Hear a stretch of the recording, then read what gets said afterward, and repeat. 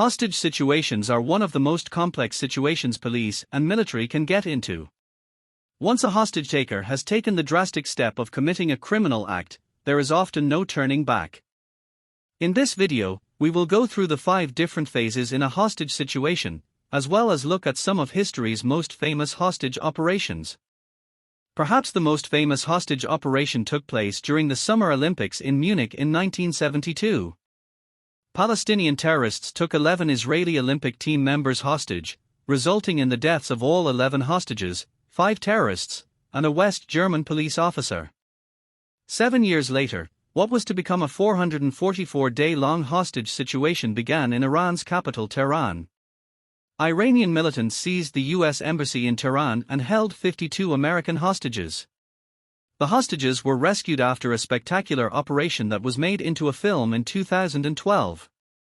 The film is called Argo, and is recommended if you like this theme. When a hostage situation arises, the police and military work from 5 different stages. We will now go through the different ones, and take a closer look at what they contain.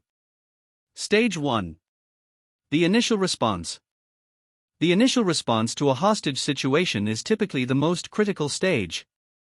The first priority is to secure the area and ensure the safety of civilians and responding law enforcement personnel.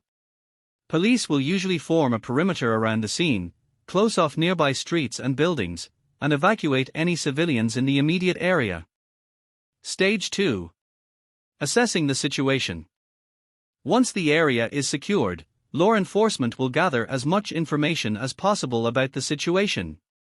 This may involve talking to witnesses, reviewing security camera footage, and communicating with the hostage taker if possible.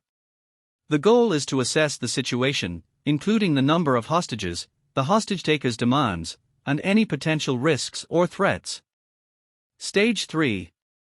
Negotiations. If possible, law enforcement will try to establish contact with the hostage taker and begin negotiations. Negotiators will try to establish a rapport with the hostage taker, build trust, and find common ground. They will also try to gather information about the hostage taker's motives and demands, and work towards a peaceful resolution. Stage 4. Tactical operations. If negotiations fail or the situation becomes more dangerous, law enforcement may use tactical operations to rescue the hostages. This may involve using specialized teams such as SWAT or crisis response units, who will use non-lethal tactics to subdue the hostage taker and secure the area. Stage 5. Post-incident assessment. After the situation has been resolved, law enforcement will conduct a post-incident assessment to determine what went well and what can be improved for future incidents. This may involve reviewing the tactics and techniques used, evaluating communication protocols, and debriefing all personnel involved. Overall, handling a hostage situation is a complex and challenging process that requires a coordinated and well-trained response from law enforcement. The ultimate goal is always to resolve the situation peacefully and ensure the safety of all involved. At the beginning of the year 2000, there were 2 large hostage operations in Russia in particular that received a lot of attention.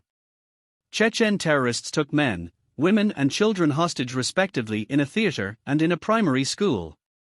A hostage taker often carries out his actions to highlight a political cause, or exchange hostages for money or imprisoned comrades.